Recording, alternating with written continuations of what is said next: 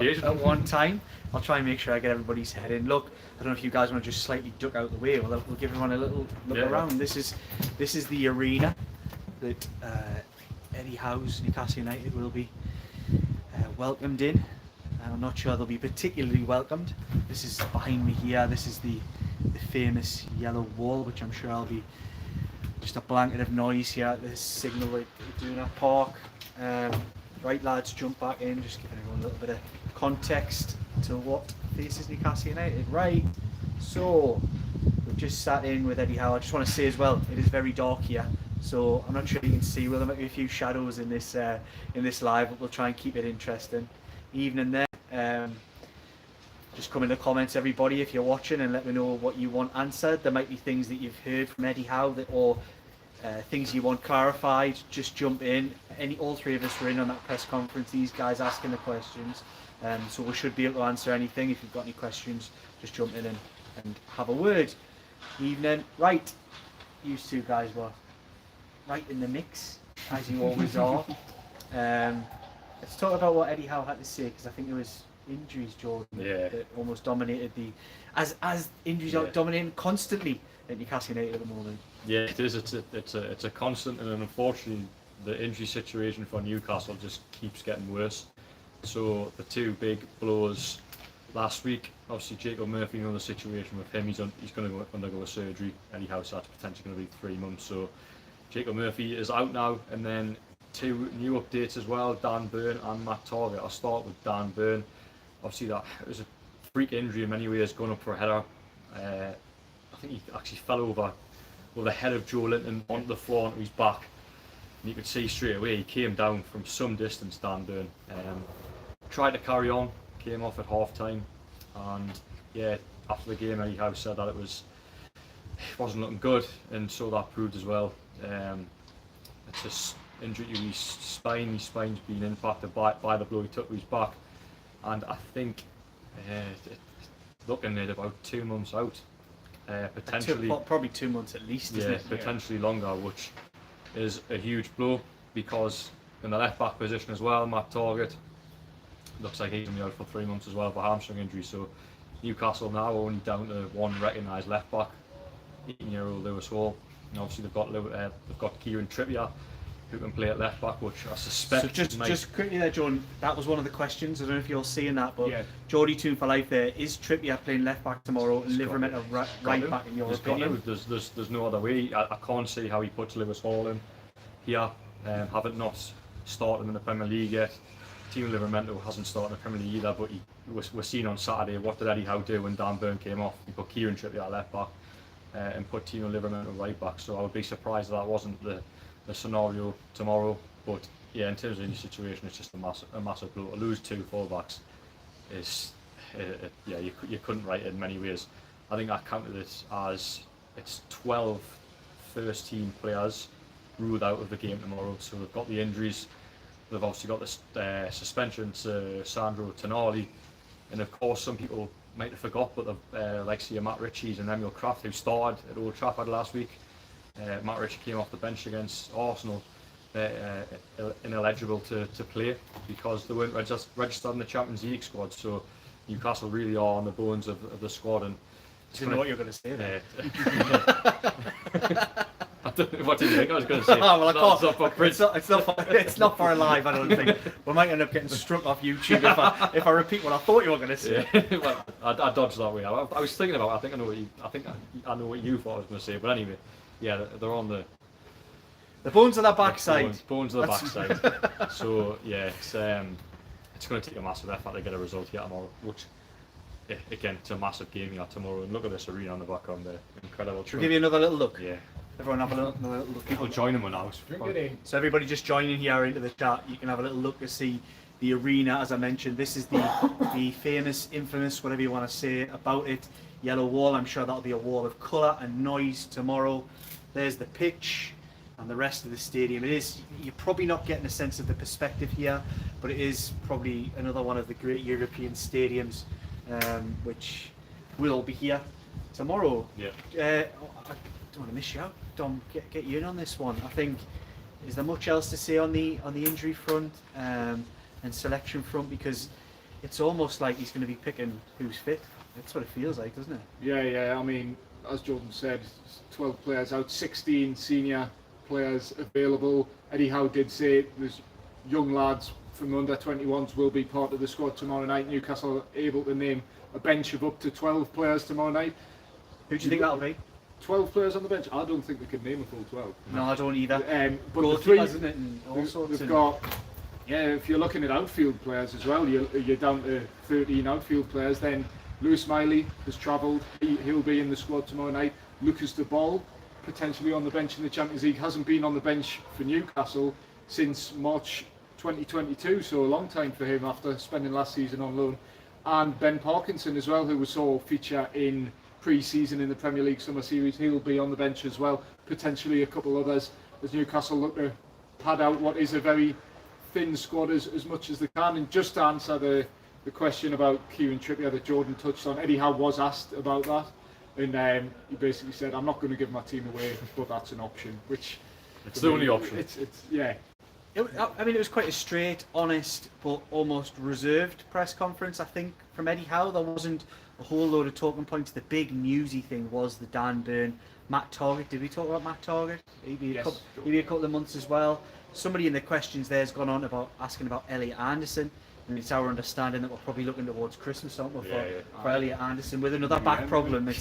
It's been a freak season, so you could say, in that respect. There's people jumping in the chat now asking about Alex Murphy. We've tried to get to the bottom of that one, haven't we? Yeah, so he picked up an injury during the under-21s game against Man City before the September international break. I've asked questions but got nothing back in terms of his injury, but he is injured. What it is, how long he's out for, I don't know, but you'd think, actually, on Alex Murphy, just quickly, he probably would have got an opportunity over the last few weeks. He's definitely would have been on benches, wouldn't he? And for the Carabao Cup game, yeah, you might have actually looked to put him in because he impressed so much in pre-season where could he have started ahead of Daniel Kraft, but anyway, that's something too far ahead. Important to note, Alex Murphy couldn't have been on the bench tomorrow night though, because of the rules, the B list, something I've asked Eddie Howe about a few times. You have to be born after the 1st of January 2002 and have been registered for the club for 2 years since your 15th birthday. So the likes of Lewis Miley, Ben Parkinson, Lucas De Ball are eligible, but Alex Murphy, having only arrived at Newcastle last summer, wouldn't be eligible. So here we go. There's somebody just jumped in the chat there, must have seen it themselves, saying Alex Murphy was training with the first team today. That's unconfirmed, but thanks for jumping in and giving me that little bit of info there. I mean, like Dom says, it's unlikely that we'll find players like that. I think Diallo maybe falls into that as well, who was on the bench in midweek, who possibly, it looks like, and these rule books are about this thick with 100 different caveats to every rule, but we've looked into it and it doesn't seem as though players signed even at youth level can be brought straight into the squad, which is kind of trying to paraphrase the very legalese that Dom had to go through there to make sure that we got that one right. Spoke to Fabian Schär as well. Go on then, talk about that. Well, Fabian Schär, he was better, wasn't he? He was straight. He's just loving life at Newcastle at the moment. I mean, it's a tough situation with him. Injuries just left and right of him, quite literally. But he's just continuing playing, shining really. We were saying maybe on Saturday he didn't have his best game, set a really high bar, yet still played a key role with that ball forward. It was incredible. To Joe Linton that led to the goal. So he's a player who, in a defensive sense, has been almost faultless, but in an attacking sense, we saw against PSG the goal he scored, but those long balls forward, his ability to pick out, I think Joe Linton in particular is incredible, where he said he's playing the best football of his career, he's loving life in Newcastle, and he just wants to repay the love that has been shown to him back to the club. And he was asked about his contract situation and wanting to finish his career at Newcastle. He said he would absolutely love to finish his career at Newcastle. He's 32 next month. His contract expires at the end of the season. He does have an option for another year. Asked him about that and he just sort of batted it off. He went, "You've just told me my contract situation. I'd love to stay," basically. So yeah, we'll see what happens there. But Fabian Schär, loving life. Really positive press conference from him. He is quite dry, as Swiss players can be. But yeah, really sort of positive, well-humoured press conference from Fabian Schär, and that reflects in how positive and impressive he's been on the pitch for Newcastle this season. Right, guys, keep coming in the comments. We'll stay on a little bit longer and sort of talk about anything you want to talk about. There have been a couple. 2 keepers on the bench again. I'll answer that one. I'm pretty certain we'll see both Martin Dubravka and Loris Karius. There's been no suggestion of injuries or otherwise with regards to those two. It is a case of all bodies available, you're on the bench. I think we're getting used to seeing that now, that it just has to be done. Somebody earlier on suggested, could they not play 5 at the back? I'm not sure. Little concise opinion from you both on why that probably wouldn't happen? Where's the centre back? Yeah. Where's the centre backs? And Eddie Howe has played this 4-3-3 system for the best part of probably 18 months now, longer. 2 years. And it's worked. 2 years exactly. So he's not gonna Deviate. Yeah, he's not going to rip it all up just because of a couple of injuries. He'll find players to play those positions. He often talks about the versatility in his squad. Whether he has that in abundance at the moment because of all these injuries is obviously a different matter. But yeah, concise answer, I can't see how he could ever plays 5 at the back anytime soon. There was another question there, just looking ahead a little bit towards January, and people are wondering, is there availability to, first of all, sign a replacement for Sandro Tonali? I think you guys addressed that in your video at the back end of last week. Yeah. Check out the list of videos that you'll see in the Geordie journals, and you'll probably get a more in-depth analysis on that front. But quickly, Dom, will they be able to sign one, and will they be able to add any particular replacement or anybody that's signed in January into their Champions League squad, should they still be in it?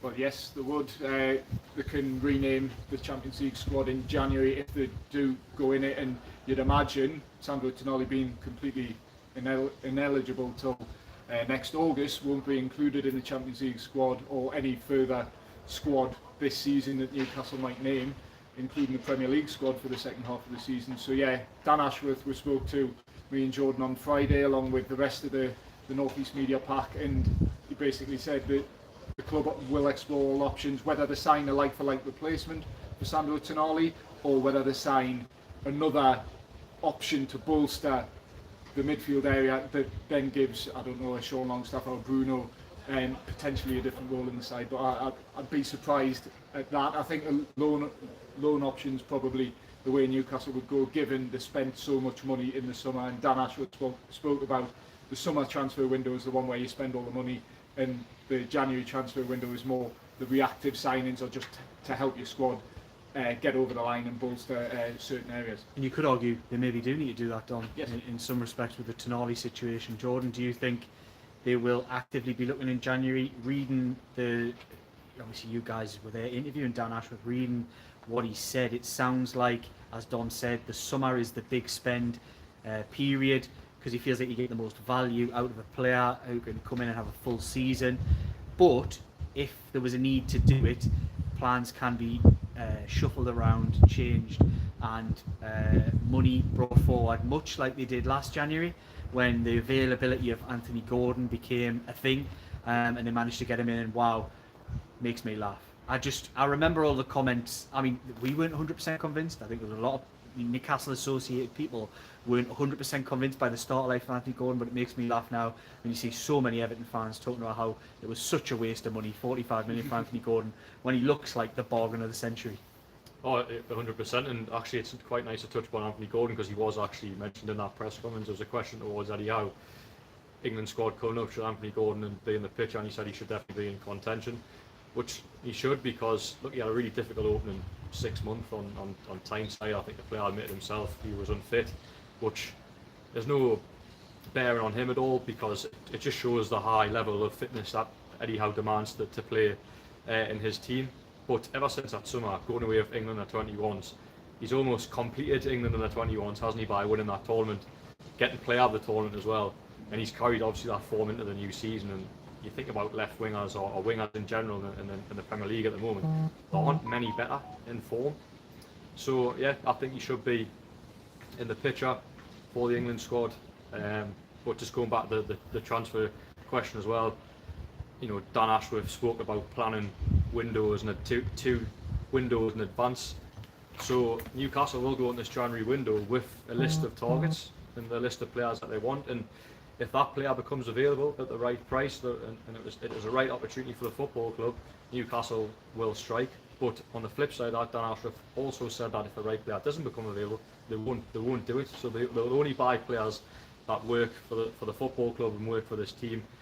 I suspect there'll be a few out there that they do try and go for. I think you just have to look at what's happened over the last couple of weeks in terms of injuries. Okay, some of them are bizarre ones that you can't really deal with, but I think it just really highlights that they need depth for the squad. And I think depending on what the situation is in January in terms of league position, or they're still in the Champions League, or they're going to go in the Europa League, etc., I think it'll all impact the January transfer. And I would expect Newcastle to at least go out and sign someone, because they need bodies. I'm seeing the numbers here on the live just creeping up a little bit. As I mentioned earlier, you may not have been on the start of the live. If you've got any questions for the guys here beside me or myself, just jump in on the comments and we'll try our best to answer them. And I'll do again as I have before. I'll give you a little bit of a look around. Give us a breather. Yeah, to give you a little bit of a breather. Third time looking. So this is obviously the infamous yellow wall. Further behind me is the pitch here, and then just this incredible arena. Dom, give your thoughts on what you're seeing here, because we were all blown away by the San Siro in many ways, but it's a very different experience, this one. It's striking. I think this is more a stadium where you'll be blown away come tomorrow night, when the atmosphere, when you see that 20-odd thousand yellow wall packed, like it's stunning. And the stadium itself, it is striking. The bold yellow colours, the black. Outside it's fairly modern as well. Inside it's a bit more what's the word? It's a bit more I wouldn't say basic, but it's just more simple. Outside it's really quite modern and nice. But yeah, I think tomorrow night we'll get the sense of the atmosphere and have a really good evening covering Newcastle United. Hopefully they get the result. As Jordan said, it's such a big game. Fourth game in the Champions League group stage, and Newcastle really need to win if they want to seriously consider getting out of this group the right way. Come back in, Jordan. Just like that, but yeah, lovely to be here. It's getting on now, but yeah, just quickly on Anthony Gordon. I just wanted to make that point because Eddie Howe was asked. I noticed a slight change in the way Eddie Howe responded to the Anthony Gordon question. Me and Jordan have asked questions about potential England players before, Sean Longstaff, Anthony Gordon previously. And Eddie Howe's always said, I don't want to tell Gareth Southgate what to do. The fact that he said, oh, he'll definitely be in the conversation or in Gareth Southgate's thoughts makes me think potentially Eddie Howe knows something, or realistically Anthony Gordon's one of the informed wingers in the country, English wingers at that. So I'd almost be surprised if Anthony Gordon isn't in the squad and gets that first England call-up, because he certainly deserves it based on what we've seen so far, and hopefully he can do the business on the pitch tomorrow night. Because one thing we'll have, me and Liam were talking about it, Newcastle played 3 Champions League games, they've only scored in one of those games, and the 4 goal scorers, I mean, Miguel Almiron's a forward player, but the rest, you've got defenders and Sean Longstaff, so the forward players haven't really delivered so far in the competition. So hopefully Anthony Gordon, along with the likes of Callum Wilson, Miguel Almiron, probably will be the front 3 tomorrow night, can deliver. Right, Gareth, never mind looking at the Saudi Pro League. Sean Longstaff, that is all I will say. You've seen him firsthand on Saturday, and he's a monster in midfield. He's got the incredible engine, never stops running. Get him in the squad. Although, Newcastle perspective, I don't want anybody injured and more games and more problems potentially down the line. But I think players deserve that recognition and they thrive off it. And I think Sean Longstaff will go on another level if he was given that kind of international recognition, which I'm not even sure he ever really had at any youth level for England either, or certainly not to my knowledge. So there's people coming in the chat there. Thanks for joining, everybody. It's been great. We're going to keep continuing while you keep joining, if you're all right with that, lads. Yeah, it's good. The numbers are rising up a little bit. There's a couple more questions came in as well. I think there was a question whether Newcastle can name a replacement for Sandro Tonali in the Champions League squad. And I think I understand this is that they currently can't, but I think the window for the Champions League squad opens back up in January time, obviously in preparation for the knockout stages, if Newcastle get there in February. But at this current stage, the Tonali is in the squad, but they obviously can't play. Somebody says we're going to go back to sleep in the hut tonight. I think that's an Auf Wiedersehen reference. Well, Slightly I've slept better. in a hut before, by the way. Early video. Yes. Edinburgh. Sorry, it a Glasgow. Described as glamping. I'm not sure it was more camping than glam. That's how I would describe it. Another one of Dominic Schär's amazing bookings. Hey, we've done well the for weird, that. the weird and wonderful bookings of Dominic Schär. He's the man who looks after our hotels with away trips, and went in Glasgow for Glasgow Rangers friendly. Had a great time glamping up there in the mud and the rain. It was a good day at Glasgow. Had a great day out. And again, we've had everything from faulty towers like hotels in Bournemouth last season. Please don't do it again, Dom. Not this weekend. Premier this week. And we've also had this one's It's unique. This one is Tony Montana. Like, seriously, if anybody's out there, see it in tomorrow's video. what's yeah, the we'll travel put vlog? we'll put it in the video. It's on my Instagram if anyone wants to have a look now. I'm sure it's on these guys' Instagram now as well. I haven't tagged them in it, but you'll see it's very say hello to my little friend. The staircase and it was very in fashion in 1980. I would say the decor in the hotel, but it does the job. We're happy to be here. We're delighted to just be in this arena. Delighted to be around Newcastle United at this amazing point in their history. What do you think about that, guys? Like, how privileged do you feel to be in this position, to be able to get up close? Because a lot of fans out there will never ever get the opportunity to speak to managers, players on the intimate basis that obviously you guys do. How does that make you feel? And do you feel a sense of responsibility to sort of get on the message to people, ask the kind of questions that everyone out there is asking? No, it's such a privileged position. I don't want to sort of harp on about it too much, because I know people would love to be in our positions, but it's especially when you come to places like this, where it's almost sort of hits home the progress of the team just during the time that we've covered it together. Yeah.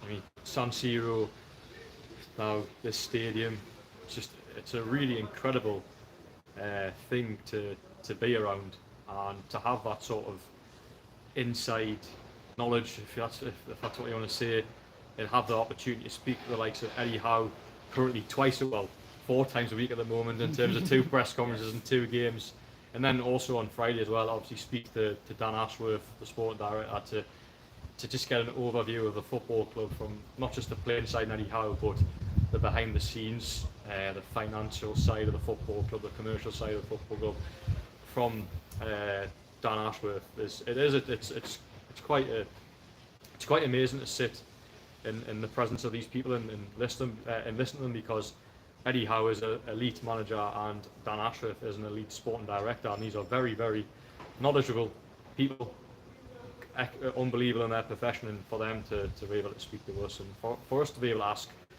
questions, sometimes maybe silly questions, but they always take them in good heart, and yeah, it's a privilege.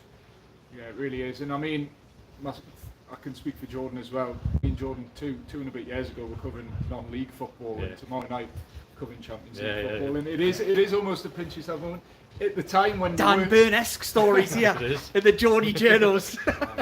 Not quite, but when you're in the press conferences, when you're working, you're preparing to ask questions, you almost don't get a moment to think about just the position you're in. But right now, when we're in the stadium, we sort of stop working, if you like. We're Geordie journaling now, but you sort of pinch yourself and just realise, wow, does it get much better than this? I've said it before, like after the PSG game, it's just Champions League football. This will always be the first time in 20 years Newcastle got back, and hopefully in years to come we'll look at this campaign as the start of a really good journey for the club. And yeah, it's just a privilege to be able to document it, and you do feel some sort of responsibility. I've got friends, family who always say, do this, do that, send us pictures from Dortmund, from Milan, Paris as well, later this month.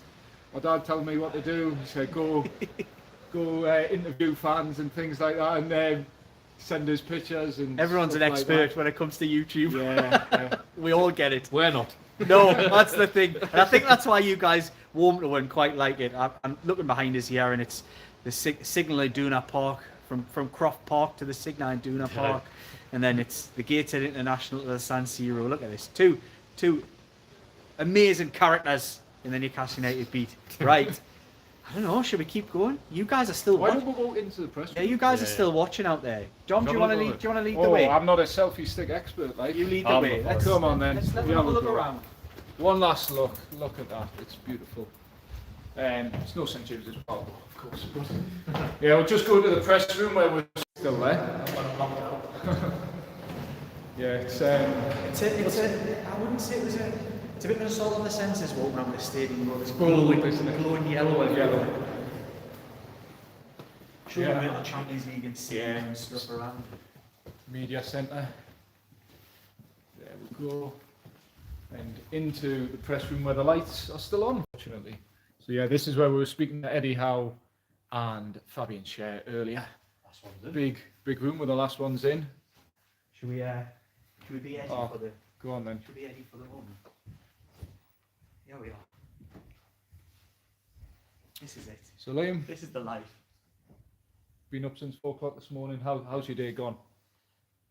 All good, yes. It's been an incredible journey, but we just want to improve. We want to make sure that this YouTube channel gets better and better, and we'll keep trying to provide the message and the views that you guys want out there. Nice. Geordie Journo's working hard today. What's your player ratings from today so far? So I'm going to say Dominic Skir, really good usage of the selfie stick. Really nice. 7 out of 10. Redeem myself at the end. Yes, you have. 7 out of 10. Jordan, some solid questioning Eddie Howe there. Oh, I'm thank gonna you. give a nice Got the 7.5. injury line. And, Oh, 7.5. I'm probably going to say I'll Liam. buy you a pint, Liam. I'll bump that up. So two Bit of 7.5, bribery. and I think Liam Kennedy an under par, 5.5 out of 10. As always. That's just what I roll on. I'm fine with that. Hey, you did a good transcription of Fabian Schär, which I I did. much appreciated. Check that out on the Shields Gazette tomorrow morning, and of course, Jordan's stuff on Newcastle. Do you want to take selfie stick duties back, please? Yes. 'Cause I think, I'll come sit there. I think we've got Mr. Craig Hope out there, probably waiting for a. Yeah, we'll do our own one because he helped Yes. us get a taxi here, and it was his birthday yesterday. Hey, So just no, wasn't it? fellow YouTuber, but happy birthday, Craig. What else to talk about? I mean, we've been on nearly half an Yeah. hour, so and we've Thank you everyone for we've sticking with ventured us. around. I hope we've given you a little bit of kind of what we see, a little bit of the behind the scenes stuff. I think it's quite a nice photo. This we'll have to Yeah. crop this up and maybe do that up as some kind of thumbnail potentially on this. But it's been a ride. Hopefully we've given you a little bit of an insight into what happens behind the scenes and what we saw, heard, and sort of talked about with Eddie Howe and Fabian Schär. So yeah, should we wrap that up, lads? I think it's Yeah, I think people half an hour in, It's enough. they've seen that's everything. enough of your time tonight. Quick, anyone in the questions there? Do you need to see you all look knackered? Yes, we do. Aye, you can see Four- the bags under my eyes. 4 o'clock, 4 o'clock alarm this morning. Having driven to Manchester last night, I'll not woo you with all the travelling to Champions League games. But yeah, it was been a long day. 4 o'clock alarm and flights to Munich and Dusseldorf and trains, planes, and automobiles. We've done the lot, but we do it for you guys, and we do it for everybody out there. We do it for ourselves a bit as well. We love it. We love the job. Right, T's and C's. Yes, I love Like, this bit. comment, share, and subscribe. Click that bell so it drops into your device at home or on your travels. Who knows? Right. Cheers, Dom. Cheers, Jordan. Cheers, every single one of you out there, because I know a lot of you stuck with this live all along. And if you love that kind of thing, let me know. We're really receptive in the comments. We love chatting with you guys. Comment, share. Oh, I got it wrong. You see, I'm like a robot with this. I actually got this wrong. Like, comment, share, and subscribe for all your Geordie Journos content. Cheers, guys.